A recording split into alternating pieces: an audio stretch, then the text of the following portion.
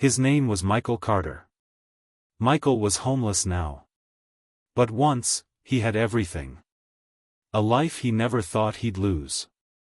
Years ago, Michael worked as a construction supervisor. He earned enough to live a simple but happy life.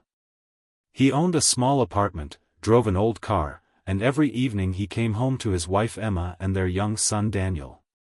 Emma's laughter filled the house. Daniel's footsteps ran through the hallways. Michael believed life would always stay this way.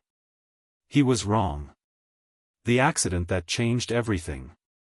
One rainy afternoon, at the construction site, a steel beam slipped.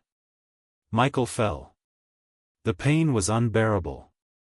Doctors said his spine was badly damaged. He would never be able to do heavy work again.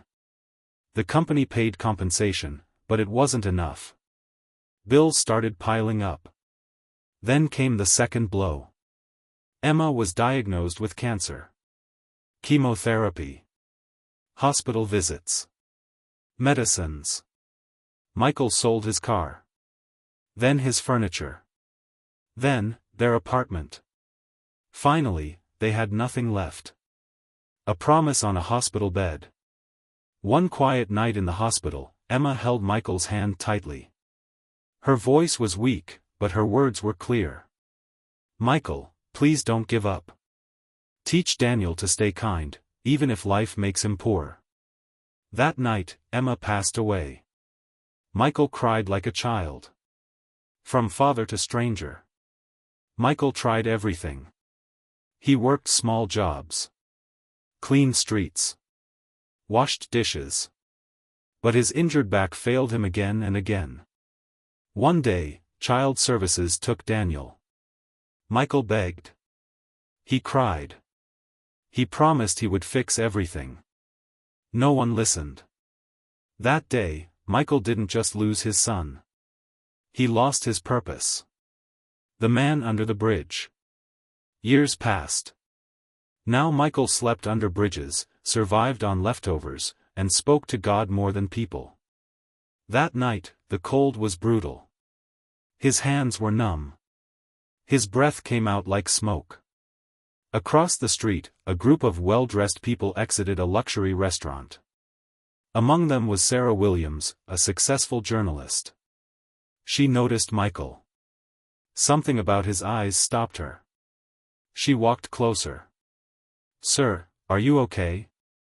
Michael slowly looked up. "I'm fine," he said softly. "Just waiting." "Waiting for what?" she asked. Michael smiled weakly. "For God." The final prayer.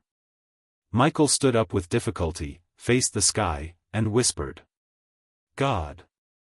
I don't want food. I don't want money. Just tell my son, his father never stopped loving him." His knees gave way. Michael collapsed. People screamed. An ambulance arrived, but it was too late. Michael Carter was gone. A truth that shook the city. Sarah couldn't forget him.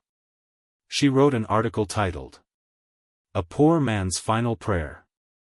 The story went viral. Millions cried. Then, a miracle. A young man contacted her. His name was Daniel Carter. He had read the article. He recognized the prayer.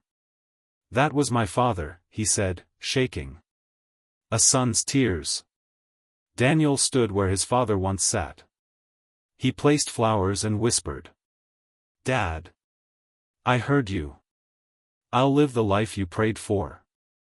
Daniel later started a foundation for the homeless, in his father's name.